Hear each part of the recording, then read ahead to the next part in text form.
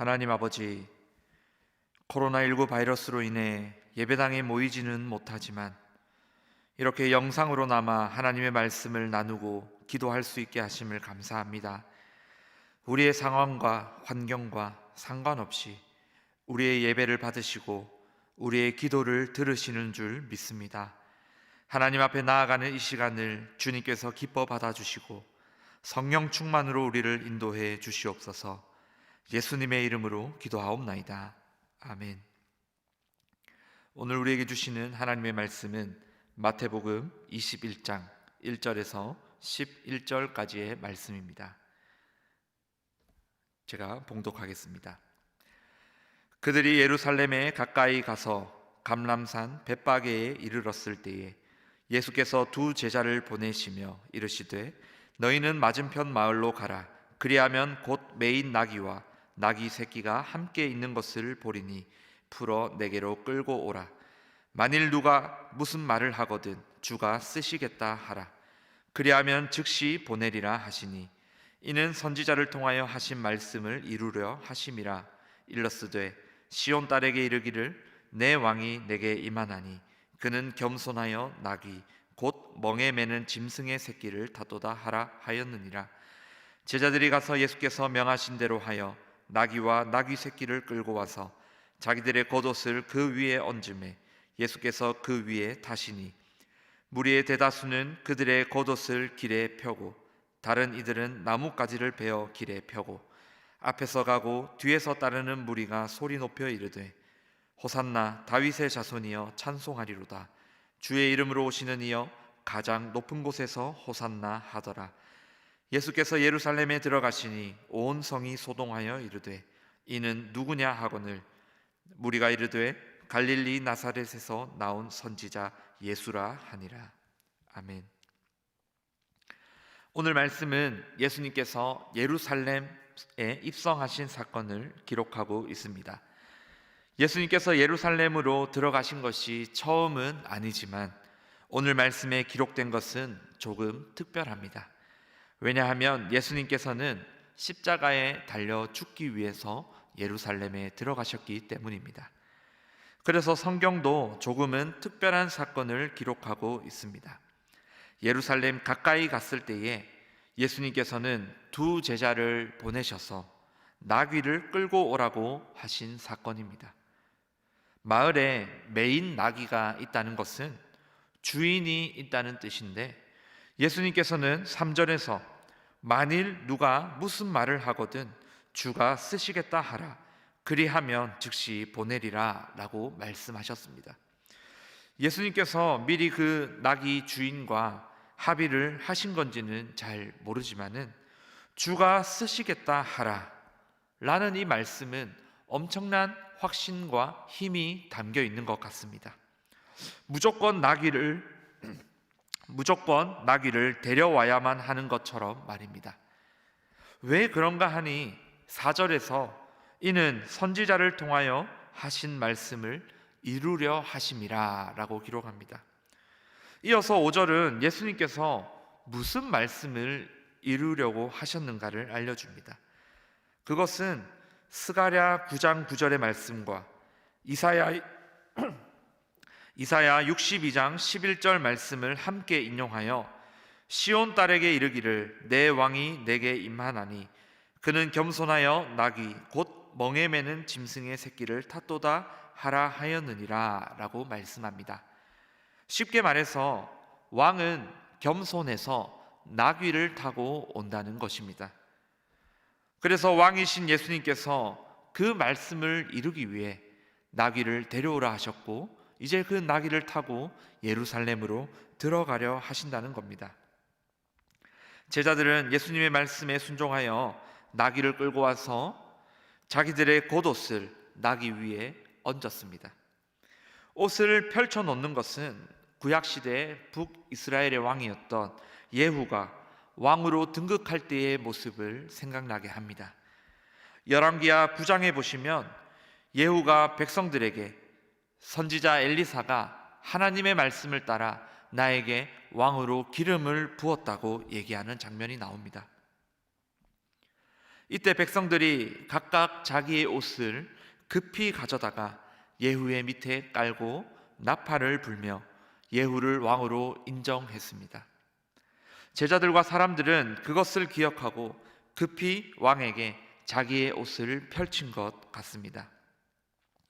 또 나뭇가지를 길게 펴는 것 역시 로마 통치 시기 이전에 마카비 왕조 때의 국가적인 영웅을 환영할 때의 모습을 보여주는 것입니다. 아무튼 제자들과 예수님을 따르는 이 무리들은 예수님의 예루살렘 입성을 열렬하게 환영했습니다. 요한복음에서는 사람들이 종려나무 가지를 흔들며 환영했다고 표현합니다. 그래서 우리는 부활주일 전 주일을 종려주일로 부르고 기념하는 것입니다. 그들은 소리를 높여 호산나 다윗의 자손이여 찬송하리로다, 주의 이름으로 오시는 이여 가장 높은 곳에서 호산나라고 외쳤습니다. 이들의 환영 행사가 얼마나 컸던지 10절에서는 온 성이 소동했다고 기록합니다. 그런데 이처럼 열렬히 환영했던 사람들이 예수님께서 잡히시고 고난받으시고 십자가에 달리시자 완전히 태도를 바꾸었습니다. 그들은 예수님이 십자가에 달리기를 원했고 죽기를 원했고 또 십자가에 달린 예수님을 비난하고 조롱했습니다. 왜 그런가 하니 그들은 예수님이 정치적, 군사적 왕으로서 자신들을 구원해 줄 줄 알았기 때문입니다. 또한 자신들이 그것을 원했기 때문입니다.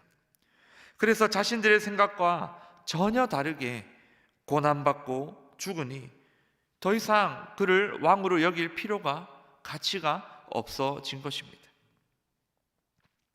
그러나 예수님은 정치적, 군사적으로 구원하시는 왕이 아니라 자신의 죽음과 부활을 통해서 구원하시는 왕이십니다. 그래서 예수님은 처음부터 죽으러 오셨고 죽기 위해서 예루살렘에 입성하셨습니다. 또한 부활하시기 위해 그리한 것이죠. 하지만 그 무리들은 그 사실을 진정성 있게 받아들이지 못했습니다. 왜냐하면 자신들이 바라는 왕의 모습이 너무 강력하게 자기들 마음에 새겨졌기 때문입니다. 그렇기에 진정한 왕의 모습에 아무런 관심도 없었고 반응을 하지 않았습니다. 하지만 예수님께서는 이미 여러 번 자신의 죽음과 부활에 대해서 말씀하셨습니다. 이 마태복음에 기록된 것만 3번이나 될 정도입니다. 예수님께서 제일 처음 자신이 고난받고 죽임을 당한다고 말씀하신 사건은 정말 묘한 분위기를 그리고 있습니다. 그 장면은 바로 베드로가 주는 그리스도시요 살아계신 하나님의 아들이십니다 라고 고백했던 그 장면입니다. 예수님께서는 이 베드로의 대답을 매우 흡족하게 여기셨죠. 그래서 바요나 시몬아 네가 복이 있도다, 이를 내게 알게 하니는 혈육이 아니요 하늘에 계신 내 아버지시다 라는 그런 칭찬도 하시죠.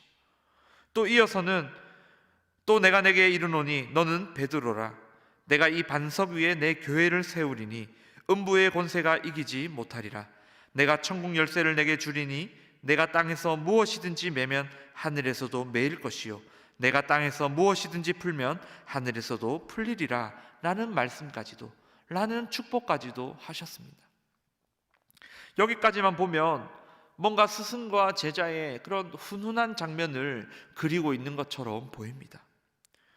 그런데 그때 예수님께서는 자신이 예루살렘으로 올라가 장로들과 서기관들과 대제사장들에게 많은 고난을 받고 죽임을 당하고 또 제3일에 살아날 것이라는 사실을 말씀해 주셨습니다.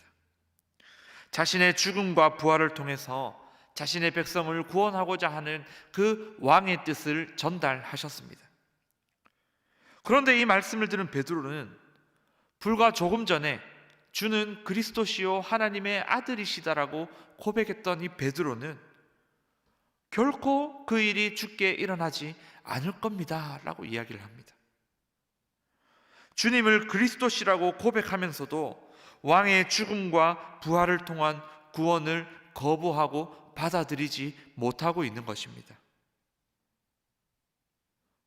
베드로는 오늘 본문에 나온 그 예수님을 환영했던 무리들과 조금도 다른 바 없는 모습을 보이는 거죠. 자신이 만들어낸 왕의 모습을 예수님에게 요구한 이 베드로에게 예수님께서 이렇게 말씀하셨습니다. 사탄아, 내 뒤로 물러가라. 너는 나를 넘어지게 하는 자로다. 내가 하나님의 일을 생각하지 아니하고 도리어 사람의 일을 생각하는도다 라고 하시면서 굉장히 강하게 꾸짖으셨습니다. 방금 주를 그리스도로 고백했던 그 베드로에게 말입니다. 동일하게 예수님의 예루살렘 입성을 환영했던 그들에게도 이와 같은 꾸짖음을 하시지 않으시겠습니까? 왕이신 이 예수님의 구원을 훼손하는 일은 사탄이라 불릴 정도의 일입니다. 예수님의 죽음과 부활을 믿지 못하는 신앙은 올바른 신앙이 아닙니다. 예수님을 자기가 원하는 모습으로 만들고 섬긴다면 자기 자신을 위한 우상에다가 예수님이라는 이름을 붙이는 것과 같은 일입니다. 저 역시 예전에 공부를 충분히 하지 않고 좋은 성적을, 부끄럽지 않은 성적을 받기를 원하며 하나님께 이 기도를 들어달라고 간절히 기도했던 때가 있었습니다. 저는 그것이 신앙인 줄 알았습니다. 그러나 제게 그런 기적이 일어나는 것은 예수님의 죽음과 예수님의 부활과는 아무런 상관이 없는 일이었습니다. 우리에게 나타나는 진짜 기적은 예수님의 죽음과 부활을 통해 모든 죄를 용서받고 예수님을 따라 부활하는 것입니다. 예수님께서 자신의 죽음과 부활을 통해서 구원하신다는 이 사실이 믿어진다면 우리는 공부하지 않고도 좋은 성적을 받는 기적보다 훨씬 더 큰 기적을 받은 자들입니다. 이제 더 이상 우리는 예수님의 구원을 훼손하지 말아야겠습니다. 베드로처럼 방금 전에 예수님을 그리스도시라고 고백해 놓고서도 예수님을 내 입맛에 맞는 우상으로 만들지 않아야겠습니다. 코로나 바이러스로 인해서 상황이 혼란스러울 때에든지 상황이 혼란스럽지 않을 때에든지 우리는 동일한 예수님의 죽음과 부활을 믿는 자들입니다. 그렇다면 코로나 바이러스로 인해 많이 혼란스러운 이 시기에서도 우리의 마음이 평안하지 않겠습니까?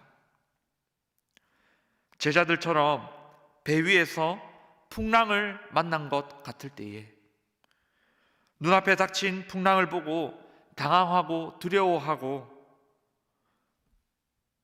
그렇게 우리의 온 마음이 요동치는 것이 아니라 배 위에서 잠자고 계신 그 예수님을 고요하게 바라보지 않겠습니까? 우리는 자신의 죽음과 부활을 통해 구원하기 위해 우리에게 왕으로 찾아오신 그 예수님을 인정하고 믿어야겠습니다.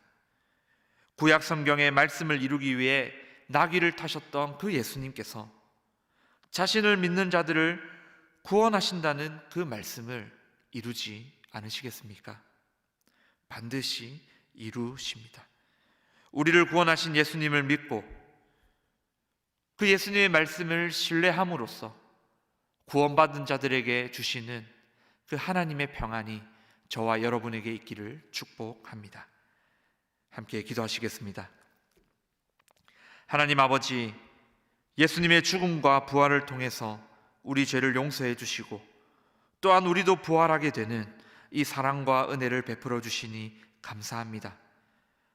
이 어지러운 세상 속에서, 혼란스러운 상황 속에서 구원받은 자들에게 주시는 그 하나님 평안의 복을 우리도 받아 누리기를 원합니다. 우리에게 일어나는 상황들, 우리가 겪는 삶 때문에 예수님의 구원을 잊어버리거나 예수님의 구원을 훼손하는 일이 없도록 우리의 연약한 믿음을 붙들어 주시옵소서. 특별히 어려움을 겪기 때문에가 아니라 상황과 형편에 상관없이 하나님께 나아가고 하나님 안에 살아가기를 소망합니다. 날마다 말씀과 기도의 자리에서 하나님을 만나고 하나님의 뜻을 깨달아 하나님께서 기뻐하시는 일 가운데 우리 자신을 드리는 삶 살게 하여 주시옵소서. 또한 이 시간 성도님들 각자의 자리에서 드리는 기도 가운데 함께 하셔서 하나님 사랑과 은혜를 받아 누리는 시간들 다 되게 하여 주시옵소서. 예수님의 이름으로 기도하옵나이다. 아멘.